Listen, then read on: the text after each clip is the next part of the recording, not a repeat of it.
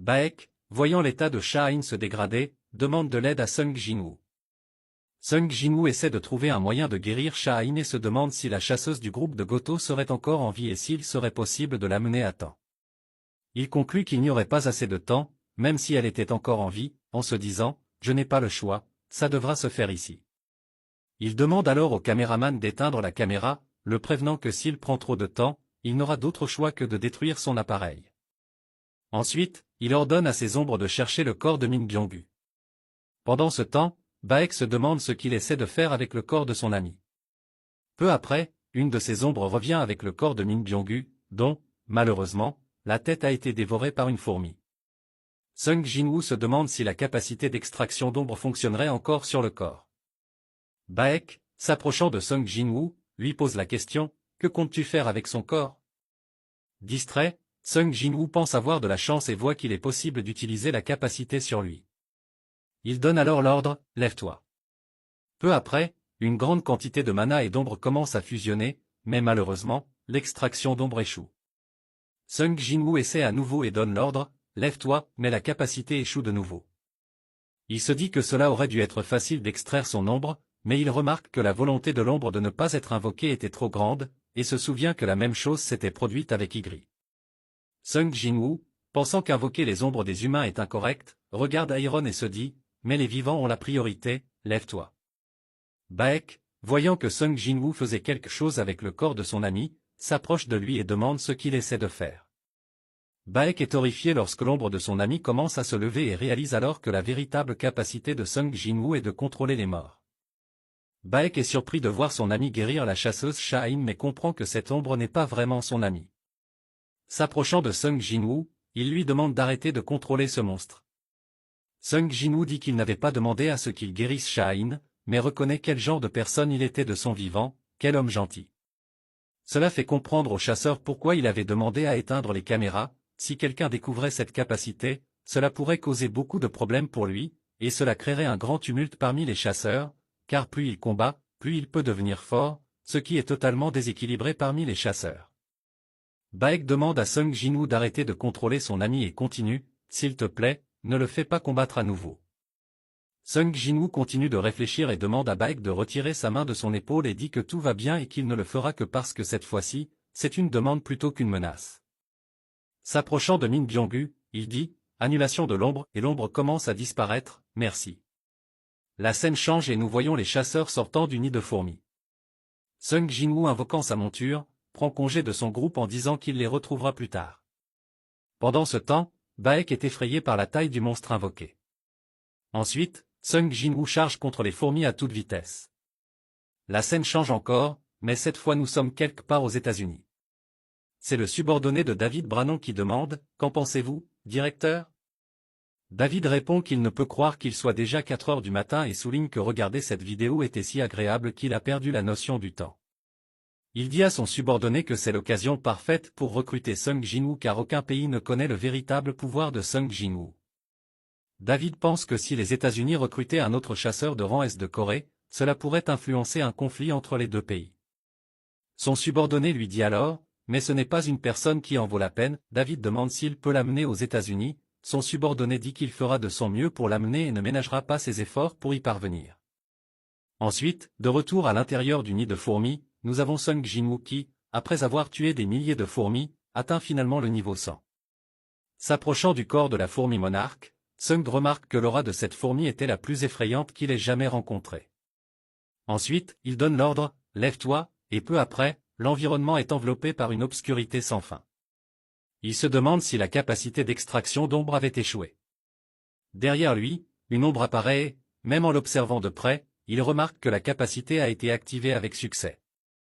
Avec un sourire, il dit « Je pensais avoir échoué, mais je pense que je me suis trompé ». Sung Jinwoo remarque que cette nouvelle ombre a un niveau différent de ses ombres précédentes.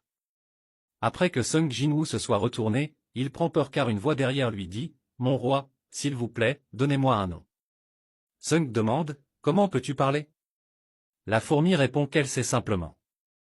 Sung Jinwoo pense que les seules différences entre lui et ses ombres actuelles sont les rangs, ce qui le conduit à conclure que lorsqu'une de ses ombres atteindra le rang de général, elles pourront parler. Ensuite, Sung demande si la fourmi n'avait aucune rancune envers lui. La fourmi répond, « Je ne suis pas mort, ressuscité par le pouvoir du monarque, je vous servirai pour l'éternité, et continue d'appeler Sung Jinwoo, mon souverain. » Sung Jinwoo, réfléchissant, rejette deux noms qui lui étaient venus à l'esprit et pense que cette fois, cela doit être un nom différent. Avec cela, il décide que la fourmi s'appellera Beru. Ensuite, il dit à la fourmi, « Ton nom sera Beru » et la fourmi le remercie après avoir reçu son nom. Sung Jinwoo, remarquant que ces ombres collectaient les cristaux magiques, les réprimande, disant que tous les cristaux magiques serviraient à reconstruire l'île de Jeju. Après cela, les ombres lâchent les cristaux magiques. Sung Jinwoo, s'approchant du corps de Beru, prend son cristal et se dit que ce cristal serait suffisant pour lui. Sung Jinwoo, remarquant qu'il restait encore beaucoup de fourmis, dit qu'il ferait tout son possible pour ne laisser aucune fourmi en vie. Beru, s'approchant de Sung, dit qu'il sent que les fourmis ne peuvent plus s'organiser, car il n'y a pas de leader parmi elles. Sung demande à Beru s'il sait combien de fourmis sont encore vivantes sur l'île. La fourmi répond que le total des fourmis vivantes est de 4000. Sung Jinwoo se parle à lui-même et pense qu'il croyait avoir tué plus de fourmis. Alors Sung demande si Beru pourrait tuer toutes les fourmis. Beru, avec une aura sinistre, répond, « Il suffit de commander. » La scène change à nouveau, mais maintenant une vague de fourmis mutantes est sur le point d'envahir la ville. Certains chasseurs se demandent s'ils pourront vaincre cette grande quantité de monstres. Pendant que les chasseurs se préparent à combattre les fourmis, un monstre volant à la vitesse de la lumière défait toutes les fourmis avant même qu'elles n'atteignent le sol. Certains se demandent quel type de monstre c'est et sont surpris par la vitesse. Quelque part aux États-Unis, Thomas André regarde la vidéo de Sung Jinwoo et dit qu'il semble être assez fort. Son assistante mentionne que le frère de Wang Dongso a été tué lors d'une raid et dit que le suspect probable est Sung Jinwoo. Elle dit que Wang Dongso veut se venger. C'est le résumé de l'histoire entre les deux chasseurs de rang S. Thomas André, se lamentant, dit que maintenant qu'il est devenu un chasseur de rang S, il sera plus difficile de le trouver. Son assistante demande, « Que ferez-vous si les deux combattent ?» Thomas répond, « Vous ne me connaissez toujours pas. Je ne pardonnerai jamais à quelqu'un qui touche à mes affaires, même si c'est le gouvernement américain. » La troisième nuit sur l'île de Jeju après que les chasseurs aient poursuivi les fourmis restantes, quelque chose d'inattendu se produit. De loin, le groupe de chasseurs tombe sur un monstre sous forme humaine, qui avait de longs cheveux noirs et portait des vêtements de l'âge de pierre. Le monstre humain, s'approchant, effraie le chasseur qui lui demande de s'identifier. Le chasseur sait que les seuls qui devraient être sur l'île à ce moment précis étaient ceux venus par l'association. Le monstre humain, se rapprochant, commence à parler la langue des monstres. À ce moment précis, le chasseur réalise que celui qui était juste devant ses yeux était certainement un monstre. Soudain, nous entendons un claquement de doigts et juste après, les chasseurs tombent au sol comme s'il n'était rien. Le monstre à l'apparence bestiale demande à l'autre monstre ce qu'il a fait. Il répond qu'il les a juste fait s'évanouir et continue en disant qu'il vaut mieux ne pas attirer l'attention pour l'instant. Le monstre à l'apparence bestiale dit qu'il sentait le pouvoir du monarque dans les ombres à cet endroit. L'autre monstre dit que c'est étrange et ne comprend pas pourquoi il aidait les humains. L'autre monstre dit à son compagnon que, s'il est si curieux, pourquoi ne va-t-il pas lui demander en personne? Le monstre bestial dit qu'il sentait une autre aura de monarque.